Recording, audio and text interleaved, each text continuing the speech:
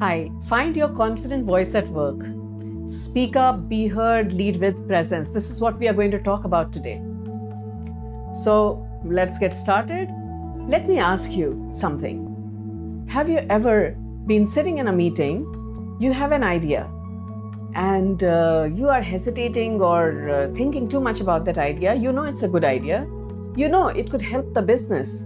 You know it's going to really be appreciated by people, but you are thinking maybe someone else will say it. Or maybe you're not thinking that, but you're just waiting.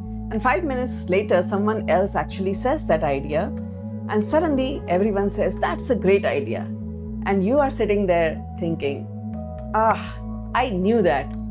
If you have experienced this, you are not alone. And here's what I have discovered for over more than 30 years of experience with leaders in meetings. Sometimes the problem isn't that you are not capable, it's that your capability isn't visible to anyone. You may be second guessing yourself, you may be worried about being judged, you may be afraid of sounding too aggressive or out of context, you may be waiting until your idea is perfectly formed, or you may just not speak at all and then immediately soften your message.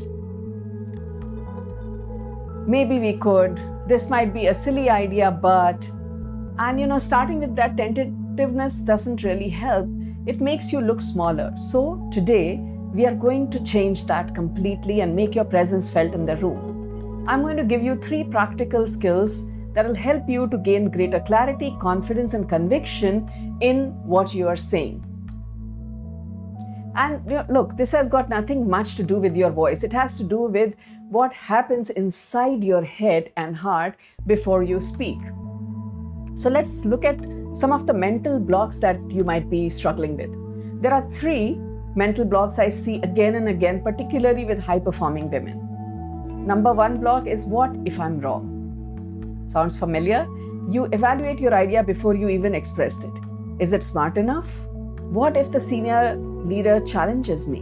What if they don't like my idea? What if everyone disagrees? And you've thought of so many what ifs. Leadership doesn't require you to always be right. It requires you to be willing to contribute. It's a big difference. You can say, here's how I'm seeing it, rather than, this is definitely the answer. That's confidence without arrogance. Block number 2, I don't want to sound difficult. This is a big one. We often equate being a good team player with being agreeable. But collaboration doesn't always mean disappearing and always aligning. You can be warm and direct and say your point of view. You can be empathetic and disagree. You can be respectful and still hold your position. Brené Brown has a beautiful phrase that I think is particularly relevant here. Clear is kind, unclear is unkind. Her work on courageous leadership emphasizes that avoiding difficult conversations in the name of being nice can actually reduce clarity, trust, and engagement. So perhaps the next time you are about to soften your message, remind yourself clarity isn't aggression. And block 3, I need to be completely prepared. Preparation is good. It's very good. But sometimes over-preparation becomes a form of self-protection and obstacle. At some time, you have to move from preparation to participation. And this is where I love Mel Robbins' work. Her 5-second rule is built around interrupting hesitation and moving into action before fear and self-doubt takes over. So sometimes your first step isn't, how do I become more confident? It's simply, can I act before my inner critique talks me out of it? And that's a powerful one. Let me share a story with you. In one of the fast-growing KPOs, I was part of the leadership team, reporting to the CEO. I was the only woman on the team, and that added different kinds of pressures. Not being part of smoke breaks and missing out the chats, not being invited to lunch, and the excuse was, oh, we use 4-letter words and all that won't be comfortable to use, so on and so forth. I found that in our leadership team meeting, sometimes I will put a point of view across and there will be no reaction. Or someone will start completely unrelated topic as if they didn't hear me at all. then one of the strategy guys, a consultant profile, will use heavy jargon and say the same point that I just made a minute back, and everyone will respond to it, cheer it, including the CEO. And that really got me. I was like, hey, wait a minute. I said exactly the same thing just a minute ago. Then I thought back to myself and I said, I realized that changing the tactic needs to happen here. So I would say, guys, I have a different take on this. My experience on this issue is this. Ensure that you grab their attention and start speaking with intention and deliberation. Keep your pace very steady and end with a question saying, so what's your thought on this? Or I would love to hear your point of view. So you grab their attention. What I learned was sit at the right place in front of boss's eye, catch his eye, and look at him directly or her. Take your time, no rush, make your point deliberately, and end with an engaging question or a comment. So before an important meeting, don't prepare for 10 minutes. Prepare 3 things instead. Number 1, my point. What is the one thing I want people to remember? Number 2, my proof. What evidence or example or experience I can share that will support it? And number 3, my ask. What do I want people to do with this information? Right? Point, proof, and ask. For example, instead of, I was looking at the numbers and there are a few things that perhaps we could consider, try this approach. I see one significant opportunity. Then say, the data shows XYZ. And finally, my recommendation is that we do ABC. Same person, same intelligence, same idea, completely different impact. A powerful addition starts with why. Simon Sinek's famous golden triangle starts with why, the purpose or belief behind what you are doing, and then comes the how and the what. You don't have to give a TED talk every time you speak in a meeting, but ask yourself, why does this matter? What I'm going to say, why does this matter? What am I recommending? What do I want people to do as a result of this? That immediately gives your communication much more conviction. You can use these sentence starters. If you don't know how to enter the conversation, you could say, I'd like to add a perspective here. Or, there's one thing I would like us to consider. Or, I see this differently and here is why. Now you've got people's attention. You don't need permission to contribute. You need the courage to enter the conversation. And enter without interrupting somebody else, but you have to find that sweet spot. Now, technique 2, master your delivery. Now, let's talk about something we often underestimate. Your words are only one part of your communication. Your pace, voice, posture, pauses are communicating before your words even land. So try this. Say, I have a recommendation. Now say it quickly. I have a recommendation. And maybe we could. Now pause, look up, breathe, and say, I have a recommendation. Same words, completely different authority. So here's your 3-part practice. Slow down. When we are nervous, we speed up. Slow yourself down by almost 10 to 15%. Pause. Don't fill every silence. A pause communicates thoughtfulness. Finish your sentence. Don't allow your voice to disappear at the end. Let people hear you well.